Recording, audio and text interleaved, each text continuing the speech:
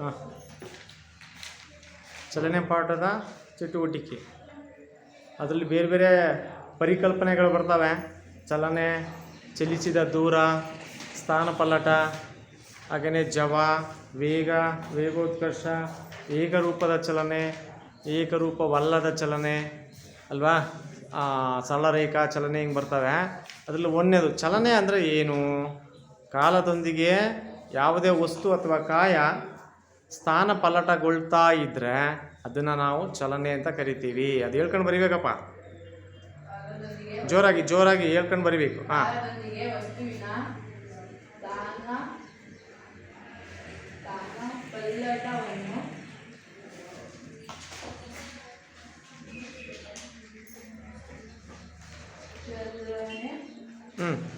Inverted ಕೋಮ ಹಾಕೋದಕ್ಕೆ ಚಲನೆ ಅನ್ನೋದಕ್ಕೆ ನೀವು ಕಿಲೋಮೀಟ್ರ್ ಗಟ್ಟಲೆ ಜಾಗ ಹಂಗೆ ಬರೆದ್ರೆ ನೆಕ್ಸ್ಟ್ ಬರೀದಕ್ಕೆ ಜಾಗ ಬೇಕು, ಆಯಿತಾ? ಅಲ್ಲೇ ಸಾಕು, ಚಲನೆ ಎನ್ನುವರು, ಸಾಕು ಸಾಕು, ಬರೆಯೋಕೆ ಹೋಗ್ಬೇಡ.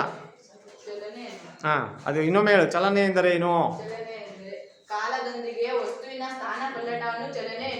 ಹಾಂ, ನೆಕ್ಸ್ಟ್ ಬರೆಯೋರು ಅದ್ರ ಕೆಳಭಾಗದಲ್ಲೇ, ಕಿಲೋಮೀಟ್ರ್ ಕೆಳಗಡೆ ಬರಲ್ಲ, ಹತ್ರ ಜಾಗ ಜಾಸ್ತಿ ತಗೋಬೇಡ್ರಿ. ನೆಕ್ಸ್ಟ್ ಯಾರು ಬನ್ನಿ, ಬೇಗ ಬರ್ಬೇಕು. ಯಾರು ನೆಕ್ಸ್ಟು? ಮುಂದೆ ನೆಕ್ಸ್ಟ್ ನಾವು ರೆಡಿ ಇದೆ.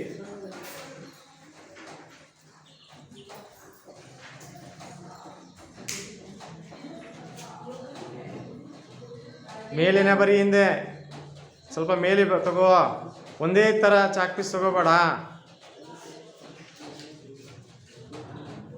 ಅದು ಯಾರು ತಗೊಂಡಿರುತ್ತೆ ಅದೇ ತಗೊಂಡ ಅಂದೆ. ಚೂರು ಮೇಲೆ ಇನ್ನೂ ಗ್ಯಾಪ್ ಜಾಸ್ತಿ ಬಿಡಬೇಡ್ರಿ ಅಂತ ಹೇಳಿದೆ. ಏಕರೂಪದ ಚಲನೆ, ಏಕರೂಪದ, ಅಲ್ಲೇ ಅಡ್ಜಸ್ಟ್ ಮಾಡಬೇಡ, ಕರೆಕ್ಟಾಗಿ ಇದು ಮಾಡಬೇಕು.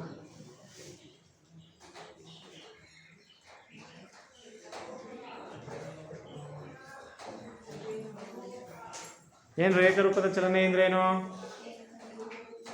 ಜೋರ್ ಬಾಯಿ ಬಿಟ್ಟು ಹೇಳಿ. ಇದೆಯಾ? ತಿಂದು ಬಂದಿರಾ? ಸಮಕಾಲದಲ್ಲಿ ಸಮನಾದ ದೂರವನ್ನು ಒಂದು ವಸ್ತು ಕ್ರಮಿಸಿದರೆ ಅದೇ ಏಕರೂಪ ಚಲನೆ. ಜೋರಾಗಿ ಹೇಳಿ ಇನ್ನೊಮ್ಮೆ. ಸಮಕಾಲದಲ್ಲಿ ಸಮನಾದ ದೂರವನ್ನು ವಸ್ತು ಕ್ರಮಿಸಿದರೆ ಅದೇ ಏಕರೂಪ ಚಲನೆ. ಹಾಂ, ನೀನು ಹೇಳ್ಕೊಂಡು ಬರೆಯಪ್ಪ ಹಂಗೆ. ಸಮಕಾಲದಲ್ಲಿ ಸಮನಾದ ದೂರವನ್ನು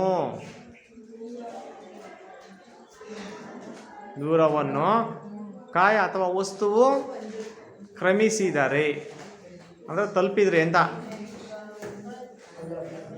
ಕ್ರಮಿಸಿದರೆ, ಕ್ರಮಿಸುವುದು ಬರೀ ಸಾಕು, ಕ್ರಮಿಸುವುದು.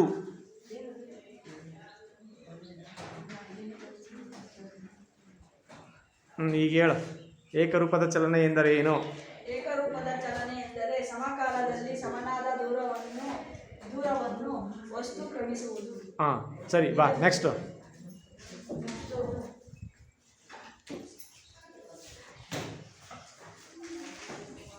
ನೆಕ್ಸ್ಟು ಚಲಿಸಿದ ದೂರ ಅಲ್ಲ. ಚಲಿಸಿದ ದೂರ ಎಂದರೇನು?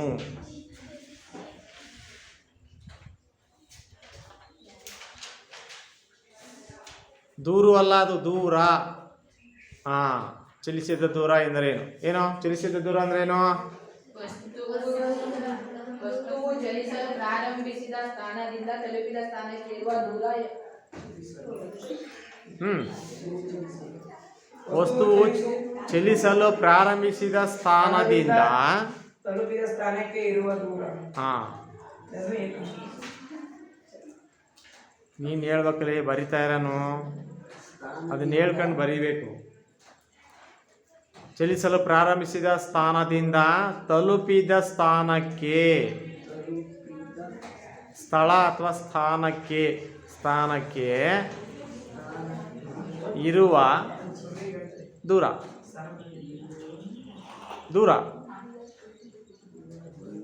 ಹಾಂ, ಸಾಕು. ಈಗ ಹೇಳೋದನ್ನ, ಚಲಿಸಿದ ದೂರ ಎಂದರೆ ಏನು? ಇತ್ತ ತಿರುಗಿ ಹೇಳು.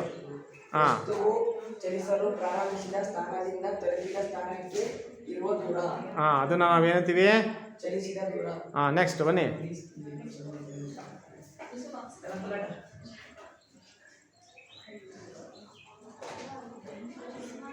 ತಿಂದು ಬಂದಿರ ನೀವು ಬಾಯಿ ಬಿಟ್ಟು ಜೋರಾಗಿ ಹೇಳಿ ಮಾತಾಡ್ರಿ ನೀವು ಏನು ಇಟ್ಕೊಂಡು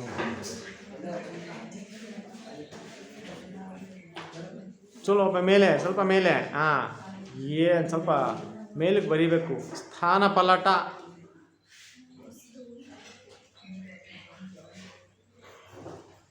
ಸ್ಥಾನ ಪಲ್ಲಟ ಹೇಳ್ಕೊಂಡು ಬರೀಬೇಕು ಸ್ಥಾನ ಪಲ್ಲಟ ಅಂದ್ರೇನು ಅಂತ ಕುಸುಮ ನಿನ್ನ ಹೆಸರೇನು ಹಾಂ ಸರಿ ಸರಿಯಾಗಿ ಹೇಳ್ಕೊಂಡು ಬರೀ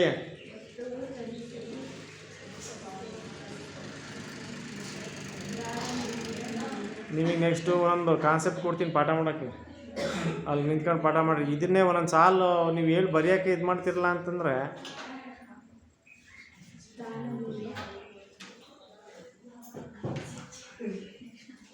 ವಸ್ತುವು ಚಲಿಸಲು ಹೇಳ್ರಾ ಚಲಿಸಲು ಪ್ರಾರಂಭಿಸಿದ ಸ್ಥಾನದಿಂದ ತಲುಪಿದ ಸ್ಥಾನಕ್ಕೆ ಇರುವ ಕನಿಷ್ಠ ದೂರ. ಅದನ್ನ ಹೇಳ್ತೀವಿ ಸ್ಥಾನ ಪಲ್ಲಟ ಅಂತ ಹೇಳ್ತೀವಿ.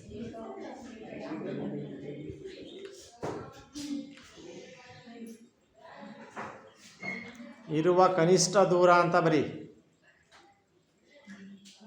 ಕನಿಷ್ಠ ದೂರ.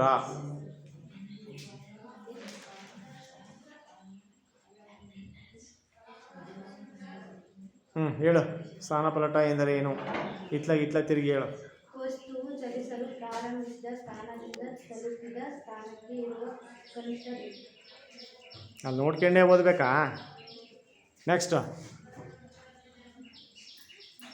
ಯಾರು ಬನ್ನಿ ಬೇಗ ಲೇ. ನೆಕ್ಸ್ಟ್ ಇರೋ ರೆಡಿ ಇರಬಾರ ಇಲ್ಲಿ ಯಾರು ಒಂದೊಂದು ಗಂಟೆ ತಾಂತಿರಲ್ಲ.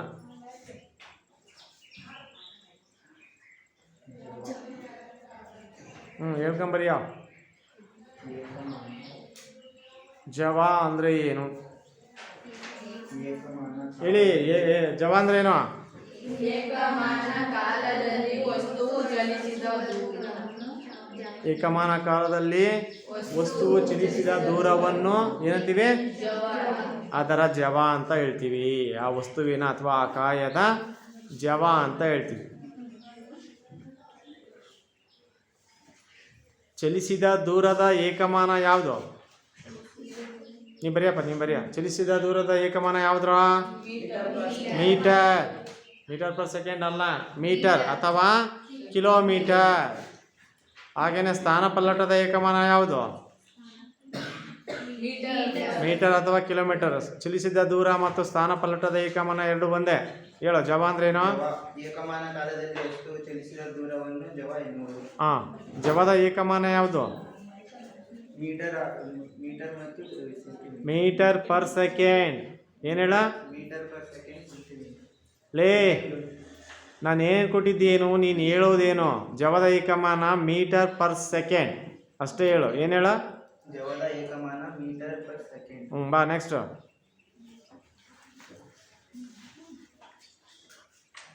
ನಾನು ಹೇಳ್ಕೊಟ್ಟಿರೋದೇನು, ನೀವು ಹೇಳೋದೇನು? ಏನರಪ್ಪ? ನೆಕ್ಸ್ಟ್ ಜವ ಆದಮೇಲೆ ವೇಗ ಅಂದರೆ ಏನು? ಏಕಮಾನ ಕಾಲದಲ್ಲಿ ವಸ್ತುವಿನ ಸ್ಥಾನ ಪಲ್ಲಟನ ಏನಿದೆ ನೋಡಿ. ಕಾಯದ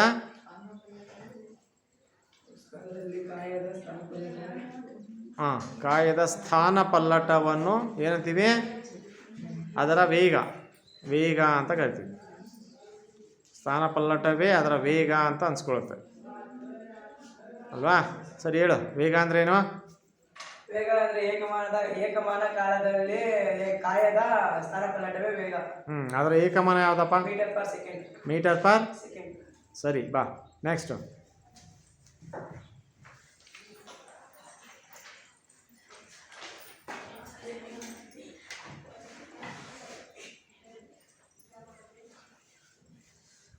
ನೆಕ್ಸ್ಟ್ ಯಾವುದು? ವೇಗೋತ್ಕರ್ಷನ. ವೇಗೋತ್ಕರ್ಷ ಅಲ್ಲ, ವೇಗೋತ್ಕರ್ಷ ಅದೇನು ಬರದೆ? ವೇಗೋ ತಾಕೆ ಅದಕ್ಕೆ ಕೊಡಬೇಕು. ಇನ್ನು ಅಳ್ಸೋದನ ಅಷ್ಟೇ ಅಷ್ಟೇ ಅಳಿಸಿ. ಈಗ ತಾ ಬರ್ದು ಕಾವತ್ ಬರಿ. ವೇಗೋತ್ಕರ್ಷ. ಓಕೆ. ವೇಗೋತ್ಕರ್ಷ ಅಂದರೆ ಏನು? ಏಕಮಾನ ಕಾಲದಲ್ಲಿ ಹಾಂ, ವೇಗೋತ್ಕರ್ಷ ಅಂದ್ರೆ ಏನ್ರ ಹೇಳ್ರ? ಏಕಮಾನ ಕಾಲದಲ್ಲಿ ಕಾಯವೊಂದರ ವೇಗ ಬದಲಾವಣೆ. ವೇಗದಲ್ಲಾಗುವ ಬದಲಾವಣೆ. ಏಕಮಾನ ಕಾಲದಲ್ಲಿ ಕಾಯದ ವೇಗದಲ್ಲಾಗುವ ಒಂದು ಅಥವಾ ವಸ್ತುವಿನ ವೇಗದಲ್ಲಾಗ್ತಕ್ಕಂತಹ ಬದಲಾವಣೆಯ ದರ, ಅದನ್ನು ನಾವು ವೇಗೋತ್ಕರ್ಷ ಅಂತ ಕರಿತೀವಿ. ಕಾಯವೊಂದರ ವೇಗದಲ್ಲಾಗುವ ಬದಲಾವಣೆಯೇ ವೇಗೋತ್ಕರ್ಷ. ಬದಲಾವಣೆ ಅಷ್ಟೇ ಬರೆಯಪ್ಪ, ಸಾಕು. ನೆಕ್ಸ್ಟ್ ಒನ್ ಬರೆಯಕ್ಕೆ ಬೇಕು. ನೆಕ್ಸ್ಟ್ ಒನ್ ಏನಿದೆ? ದೂರಕಾಲ ನಕ್ಷೆ ಇದೆ ಅಲ್ವಾ, ಜಾಗ ಆಗಲ್ಲ ಅದಕ್ಕೆ. ವೇಗೋತ್ಕರ್ಷ ಆದರೆ ಏಕಮಾನ ಯಾವುದು? ಬರೀ ಮುಂದಕ್ಕೆ ಹೇಳು, ಹೇಳ್ಬಿಟ್ಟು ಬರೀ. ವೇಗೋತ್ಕರ್ಷದ ಏಕಮಾನ ಯಾವುದು? Metre per second.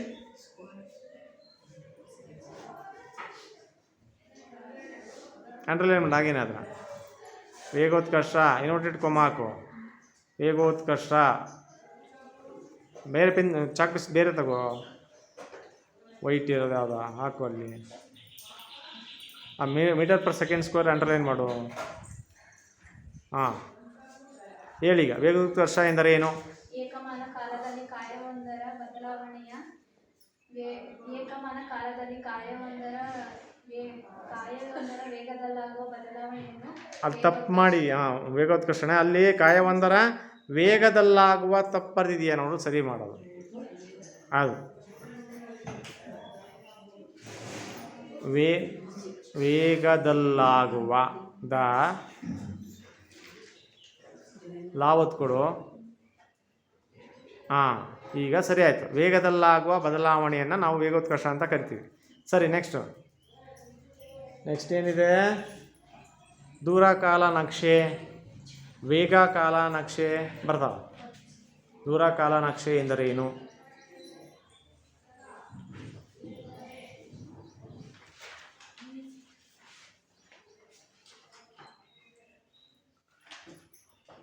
ದೂರಕಾಲ ನಕ್ಷೆ ಏನ್ರ? ದೂರಕಾಲ ನಕ್ಷೆ ಅಂದ್ರೆ ಏನು? ಒಂದು ಕಾಯದ ಸ್ಥಾನ ಕಾಲದೊಂದಿಗೆ ಬದಲಾವಣೆ ಹೊಂದುವುದನ್ನು ನಕ್ಷೆಯಲ್ಲಿ ಕಾಲದಲ್ಲಿ x ಅಕ್ಷದಲ್ಲೂ ದೂರವನ್ನು y ಅಕ್ಷದಲ್ಲೂ ಗುರುತಿಸುವುದಕ್ಕೆ ದೂರಕಾಲ ನಕ್ಷೆ ಎನ್ನುವರು. ಒಂದು ಕಾಯದ ಜೋರಗಳಲ್ಲಿ ಒಂದು ಕಾಯದ ಸ್ಥಾನ ಕಾಲದೊಂದಿಗೆ ಬದಲಾವಣೆ ಹೊಂದುವುದನ್ನು ನಕ್ಷೆಯಲ್ಲಿ ಕಾಲದಲ್ಲಿ x ಅಕ್ಷದಲ್ಲೂ ದೂರವನ್ನು y ಅಕ್ಷದಲ್ಲೂ ಗುರುತಿಸುವುದಕ್ಕೆ ದೂರಕಾಲ ನಕ್ಷೆ ಎನ್ನುವರು. ಒಂದು ಕಾಯದ ಸ್ಥಾನ ಕಾಲದೊಂದಿಗೆ ಬದಲಾಗ್ತಾ ಇರುತ್ತೆ. ಬದಲಾವಣೆಯನ್ನು ಕಾಲದೊಂದಿಗೆ ಬದಲಾಗುವುದನ್ನು ಹೇಳಲೇ? ಬದಲಾವಣೆ ಹೊಂದುವುದನ್ನು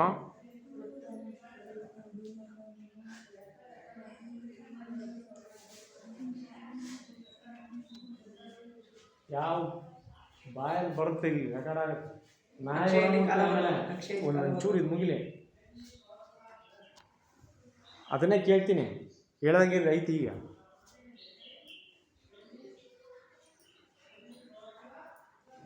x ಅಕ್ಷದಲ್ಲೂ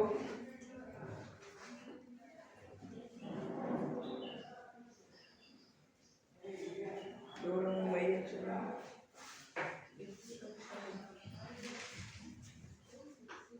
ಕಾಲವನ್ನು x ಅಕ್ಷದಲ್ಲೂ ದೂರವನ್ನು y ಅಕ್ಷದಲ್ಲೂ. ಕಾಲ ಏನೋ ಮತ್ತೆ ಮಾಡ್ದಲ್ಲ, ಅಕ್ಷದಲ್ಲೂ ಕಾಲ ಆಯಿತು. ಕಾಲವನ್ನು x ಅಕ್ಷದಲ್ಲೂ ದೂರವನ್ನು y ಅಕ್ಷದಲ್ಲೂ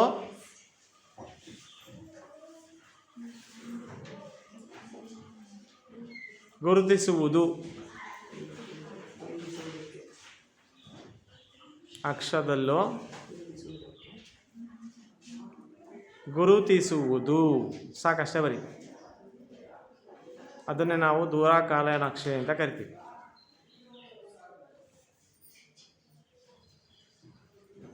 ಹೇಳು, ದೂರಕಾಲ ನಕ್ಷೆ ಅಂದ್ರೇನು? ದೂರಕಾಲ ನಕ್ಷೆ ಎಂದರೆ ಒಂದು ಕಾಯದ ಸ್ಥಾನ ಕಾಲದೊಂದಿಗೆ ಬದಲಾವಣೆ ಹೊಂದುವುದನ್ನು ನಕ್ಷೆಯಲ್ಲಿ ಕಾಲವನ್ನು x ಅಕ್ಷದಲ್ಲೂ ದೂರವನ್ನು y ಅಕ್ಷದಲ್ಲೂ ಗುರುತಿಸುವುದು. ಅದನ್ನು ನಾವು ದೂರಕಾಲ ನಕ್ಷೆ ಅಂತ ಕರಿತೀವಿ. ಸರಿ, ನೆಕ್ಸ್ಟ್ ಚಲನೆಯ ಸಮೀಕರಣಗಳು ಯಾವುದು? ಮೇಲಿಂದ ಅಳಿಸ್ಕೊ. ಚಲನೆ, ಏಕರೂಪದ ಚಲನೆ, ಚಲಿಸಿದ ದೂರ, ಆ ಮೂರನ್ನು ಅಳಿಸ್ಕ.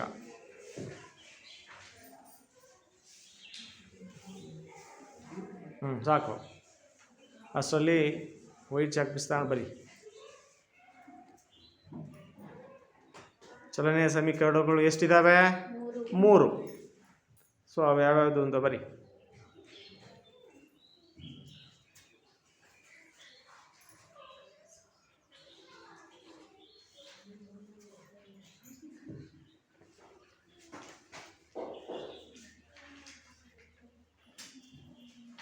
ಒಂದು ಅದೇನದು? ಹಾಂ, ಏನಿದೆ ಚಲನ ಸಮೀಕರಣ? ಒಂದೇದೇನು ಏನಂತ ಹೇಳ್ಕೊಟ್ಟೀನಿ? ಹಾಂ, V is equal to U plus C A T. ಫಸ್ಟೇ ಯು ಬರುತ್ತಾ? V is equal to U plus A T. Plus ಸರಿಯಾಗಿ ಬರೆಯವ ತಾಯಿ, ಅದು ಯುನ ಸರಿಯಾಗಿ ಬರೀ. ನಿನಗೆ ಇಂಗ್ಲೀಷ್ ಅಕ್ಷರಗಳು ಬರ್ತಾವ? ಯಾಕೆ ಗಾಬರಿ ಆಗ್ತೀಯ? ಎ ಟಿ ಬರೀ. ಎರಡನೇ ಚಲನೆಯ ಸಮೀಕರಣ ಏನಿದೆಯೋ, S is equal to U T plus half A T square. U T ಅದು ಬಿಗ್ ಲೆಟ್ರ್ ಸ್ಮಾಲ್ ಲೆಟ್ರ್? ಇವು ಸ್ಮಾಲ್ ಲೆಟ್ರ್ ಬರಬೇಕು. ಹಾಂ, ಯು ಟಿ ಪ್ಲಸ್ ಮೂರನೇ ಸಮೀಕರಣ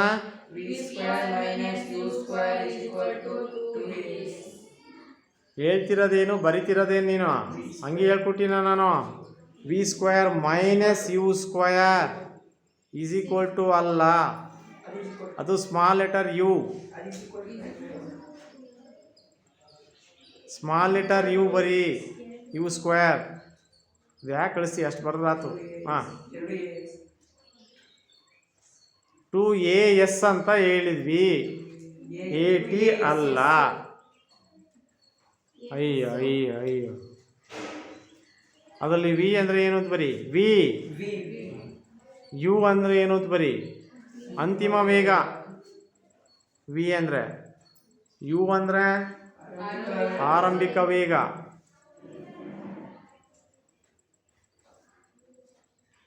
ಟಿ ಅಂದ್ರೆ ಏನು?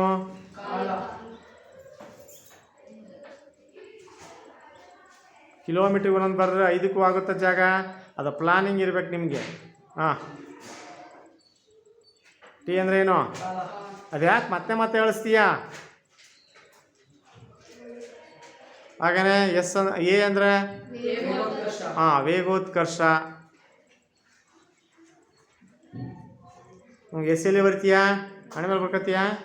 ಈ ಕಡೆ ಬರೀ, ಪಕ್ಕದಲ್ಲಿ ಬರೀ, ಅಲ್ಲೇ ಪಕ್ಕದಲ್ಲಿ. ಅದು ಈಕ್ವಲ್ ಸಾಕವಾ? ಹಾಂ, ಅಯ್ಯ ಪದೇ ಪದೇ ಯಾಕೆ? ಅದನ್ನು ಡಸ್ಟರ್ ತಗೊಂಡು ಹೊಳಿಸ್ಬೇಕು, ಕೈಯಲ್ಲಿ ಅಲ್ಲ.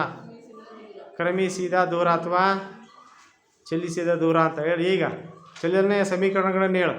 ಚಲನೆಯ ಸಮೀಕರಣಗಳು u is equal to u plus at s is ಏನು? ಒಂದೇದು ಹೇಳು ಸ್ಪಷ್ಟವಾಗಿ. u is equal to U ಅಲ್ಲ, ಅದು ಬರ್ದಿರೋದು ವಿ ಕಣವ ತಾಯಿ. v is equal to u plus at s is equal to u t plus 2/1 at half A T square ಅಂತ ಹೇಳವ. 2/1 ಅಲ್ಲ, 1/2. half at square. ಹಾಂ, v square minus u square is equal to a s. 2as 2 ಹಾಕ್ಬಿಟ್ಟೆ. ಯಾರಿಗೆ ಬಿಟ್ಟೆ? 2as. v ಅಂತಿಮ ವೇಗ, u ಆರಂಭಿಕ ವೇಗ, t ಕಾಲ, a ವೇಗೋತ್ಕರ್ಷ, s ಕ್ರಮಿಸಿದ ದೂರ. ಸರಿ ಬಾರವ.